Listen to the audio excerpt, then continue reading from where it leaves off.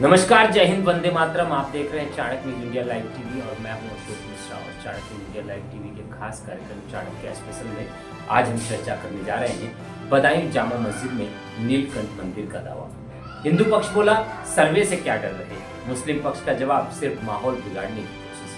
जी हाँ, अब देखते हैं विस्तार से। यूपी में संभल के बाद अब बदायूं की जामा मस्जिद चर्चा में है। हिंदू पक्ष ने दावा किया जामा मस्जिद असल में नीलकंठ महादेव का मंदिर है। मंगलवार को जिला कोर्ट में हिंदू पक्ष ने सर्वे की मांग रखी तो मुस्लिम पक्ष ने जवाब दिया कि ये सिर्फ माहौल बिगाड़ने की कोशिश है। अगली सुनवाई 10 दिसंबर को होगी। उस दिन कोर्ट तय करेगा कि केस सुनवाई योग्य है या नहीं। मुस्लिम पक्ष के वकील अनवर आलम ने कोर्ट में यह मामला सुनने योग्य नहीं है। हिंदू महासभा को इसमें वाद दायर करने का कोई अधिकार नहीं। जब यह खुद कह रहे हैं कि मंदिर तोड़कर मस्जिद बनाई गई है तो जाहिर सी बात है वहां पर मंदिर का अस्तित्व नहीं है। इन्होंने वादी नीलकंठ महादेव को बनाया है, जबकि वादी प्रत्यक्ष व्यक्ति होता है। हिंदू पक्ष की बहस नहीं हुई है। हिंदू पक्ष के वकील विवेक रेंडर ने कोर्ट में के बाहर कहा, मुस्लिम पक्ष अपनी बहस कर रहा है, इसके बाद हम अपना पक्ष रखेंगे। मुस्लिम पक्ष मंदिर के अस्तित्व को नकारने पर कहा कि अगर मंदिर का अस्तित्व नहीं है तो सर्वे कराने से क्यों डर रहे हैं। देश के सभी राज्यों में एक अलग ही विवाद छिड़ता नजर आ रहा है। संभल से पैदा हुआ विवाद आज अजमेर से लेकर उत्तर प्रदेश के अलग अलग जिलों में, यहाँ तक कि अन्य राज्यों में भी इस तरह की आवाजें अब उठने लगी हैं। आखिर देश किस तरफ जा रहा है? ये माहौल बिगाड़ने की जो बात है, हिंदू मुस्लिम का विवाद जो है, ये कहीं भयानक रूप धारण ले रहा है। कहीं देश में ऐसा सौहार्द न बिगड़े, क्योंकि देश में कई स्थान ऐसे हैं जहां मंदिर और मस्जिद की दीवारें एक दूसरे से सटी हुई हैं। देश में कई जगह ऐसी हैं जहां मंदिर और मस्जिद आमने सामने हैं। एक तरफ से अजान की आवाज आती है तो दूसरी तरफ से आरती की। लेकिन चंद राजनीतिक लोगों ने अपनी राजनीतिक रोटियां सेकने के लिए इस तरह का माहौल बना दिया है, जिसका एक जीता जागता उदाहरण संभल है। संभल में जो घटना घटी वो एक बहुत बड़ा सबूत है। और उसके बाद से हर जिलों में, जैसे मैंने आपको बताया कि बदायूं में मस्जिद को लेकर, नीलकंठ महादेव मंदिर को लेकर कोर्ट में मामला पहुंच चुका है। हालांकि जब मामला कोर्ट में है तो इस मसले पर हम ज्यादा कुछ नहीं कह सकते, लेकिन हाँ, सोचने का विषय है कि आखिर देश किस तरफ जा रहा है। सदन में भी आज इस पर चर्चा हुई, बहस हुई और कई नेताओं ने इस बात को लेकर मुद्दा भी उठाया, लेकिन फिर वही सवाल उठता है कि आखिर देश किस तरफ जा रहा है। देश के प्रधानमंत्री आज चंडीगढ़ पहुंचे। चंडीगढ़ में बोलते हुए तारीख पर तारीख के दिन खत्म, आतंकवाद के खिलाफ लड़ाई मजबूत होगी, भ्रष्टाचार में कार्रवाई की कानूनी अड़चन दूर होगी। जी हाँ, मैं हूं अशोक मिश्रा और आप देख रहे हैं चाणक्य स्पेशल। प्रधानमंत्री नरेंद्र मोदी ने मंगलवार को चंडीगढ़ में पंजाब इंजीनियरिंग कॉलेज PEC में 3 नए कानूनों को लागू करने की समीक्षा की। इस दौरान गृह मंत्री अमित शाह भी उनके साथ मौजूद रहे। यहाँ पर उन्होंने चंडीगढ़ में लागू किए गए कानूनों, भारतीय न्याय संहिता, भारतीय नागरिक सुरक्षा संहिता और भारतीय साक्ष्य अधिनियम का डेमो देखा। पहले गृह मंत्री अमित शाह ने संबोधन में कहा कि नए कानूनों के बाद हमें अंग्रेजों के जमाने के गुलाम क्रिमिनल सिस्टम से छुटकारा मिल गया है। अब तारीख पर तारीख का खेल खत्म हो गया है। वहीं प्रधानमंत्री नरेंद्र मोदी ने कहा कि अब तारीख पर तारीख के दिन लग गए, यानी खत्म हो गए। नए कानूनों से आतंकवाद के खिलाफ लड़ाई मजबूत होगी, भ्रष्टाचार के खिलाफ लड़ाई में आने वाली कानूनी अड़चन दूर होगी। देश के प्रधानमंत्री ने आज कानून को लेकर, इन तीनों कानून को लेकर विस्तार से चर्चा की। साथ ही इनकी समीक्षा की कि जिन 3 कानूनों को वहां पे लागू किया गया था उसका क्या आधार बना और कितनी अच्छी तरीके से वो लागू हो पाए। चंडीगढ़ की पहचान शक्ति स्वरूपा मां चंडी का नाम से जुड़ी है। मां चंडी यानी शक्ति का वह स्वरूप जिससे सत्य और न्याय की स्थापना होती है। यही भावना भारतीय न्याय संहिता, नागरिक सुरक्षा संहिता के पूरे प्रारूप का आधार भी है। एक ऐसे समय में जब देश विकसित भारत का संकल्प लेकर आगे बढ़ रहा है, जब संविधान के 75 वर्ष हुए हैं, तब संविधान की भावना से प्रेरित भारतीय न्याय संहिता का प्रभाव प्रारंभ होना, उसका प्रभाव में आना, एक बहुत बड़ी शुरुआत है। देश के नागरिकों के लिए हमारे संविधान ने जिन आदर्शों की कल्पना की थी, उन्हें पूरा करने की दिशा में ये ठोस प्रयास है। ये कानून कैसे अमल में लाए जाएंगे, अभी मैं इसका लाइव डेमो देख रहा था और मैं भी यहां सबसे आग्रह करता हूं कि समय निकाल करके इस लाइव डेमो को जरूर देखें। लॉ के स्टूडेंट देखें, बार के साथी देखें, जुडिशरी के भी साथियों को अगर सुविधा हो वे भी देखें। मैं इस अवसर पर सभी देशवासियों को भारतीय न्याय संहिता, नागरिक संहिता के लागू होने की अनेक अनेक शुभकामनाएं देता हूं और चंडीगढ़ प्रशासन से जुड़े सबको बधाई देता हूं। साथियों, देश की नई न्याय संहिता अपने आप में जितना समग्र दस्तावेज है, इसको बनाने की प्रक्रिया भी उतनी ही व्यापक रही है। इसमें देश के कितने ही महान संविधानविदों और कानूनविदों की मेहनत जुड़ी है। गृह मंत्रालय ने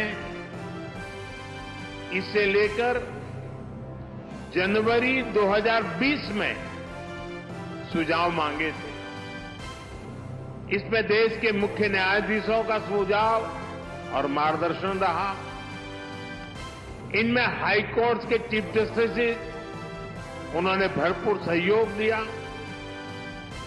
देश का supreme court, 16 high court, judicial academies, अनेकों लॉ इंस्टीट्यूशंस, सिविल सोसाइटी के लोग, अन्य बुद्धिजीवी, इन सब ने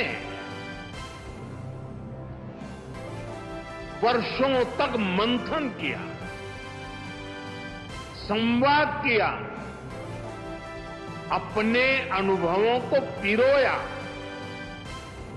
आधुनिक परिप्रेक्ष्य में देश की जरूरतों पर चर्चा की गई। आजादी के 7 दशकों में न्याय व्यवस्था के सामने जो चैलेंजेज आए, उन पर गहन मंथन किया गया। हर कानून का व्यवहारिक पक्ष देखा गया, फ्यूचरिस्टिक पैरामीटर्स पर उसे कसा गया। तब भारतीय न्याय संहिता अपने इस स्वरूप में हमारे सामने आई। मैं इसके लिए देश के सुप्रीम कोर्ट का, ऑनरेबल जजेस का, देश की सभी हाई कोर्ट्स का, विशेषकर हरियाणा पंजाब हाई कोर्ट का मैं विशेष आभार प्रकट करता हूं। देश की संसद में अडानी संभल हिंसा पर विपक्ष का प्रदर्शन, सपा टीएमसी का किनारा। अखिलेश बोले यूपी में चुनाव था इसलिए संभल में हिंसा हुई। जी हां, आप देख रहे हैं Chanakya news India live TV. मैं हूं अशोक मिश्रा और इस चाणक्य स्पेशल में आपका स्वागत है। देखते हैं खबर विस्तार से। संसद के शीतकालीन सत्र का मंगलवार को आज 6वां दिन है। सदन शुरू होने से पहले विपक्षी इंडिया ब्लॉक के नेताओं ने अडानी और उत्तर प्रदेश के संभल में हुई हिंसा को लेकर सरकार के खिलाफ प्रदर्शन किया। प्रदर्शन में लोकसभा में नेता प्रतिपक्ष राहुल गांधी, कांग्रेस सांसद प्रियंका गांधी वाड्रा शामिल हुए। सपा और टीएमसी नहीं आए। लोकसभा में उत्तर प्रदेश में संभल हिंसा पर बोलते हुए सपा प्रमुख अखिलेश यादव ने कहा, संभल में जो घटना हुई है वह एक सोची समझी साजिश है। ऐसा इसलिए किया गया क्योंकि उत्तर प्रदेश में चुनाव था। संभल में भाईचारे को गोली मारने का काम हुआ है। भाजपा और उसके सहयोगी दलों द्वारा पूरे देश में खुदाई की बातें देश के भाईचारे को खो देगी। अखिलेश यादव के बयान पर सपा सांसद रामगोपाल यादव ने कहा, किसी अधिकारी के खिलाफ मुकदमा कायम नहीं हुआ। जो संभल में हुआ उसी आधार पर बदायूं, जौनपुर, अजमेर शरीफ में जो हो रहा है ये सारे देश में आग लगाने का साजिश है कि नहीं। इस तरह के बयान, नेताओं की ये बयानबाजियां सदन में, इस तरह की बयान देश में एक अलग ही माहौल पैदा करने की कोशिश कर रहे हैं। अखिलेश यादव ने जिस तरह से विस्तार से सदन में अपनी बात रखी, उनकी बातों में कहीं न कहीं एक छुपा हुआ संदेश था। देखते रहिए Chanakya news India live TV. मैं हूं अशोक मिश्रा। जय हिंद, वंदे मातरम। शून्यकाल श्री अखिलेश यादव जी। मैं धन्यवाद देना चाहता हूं अध्यक्ष महोदय आपका।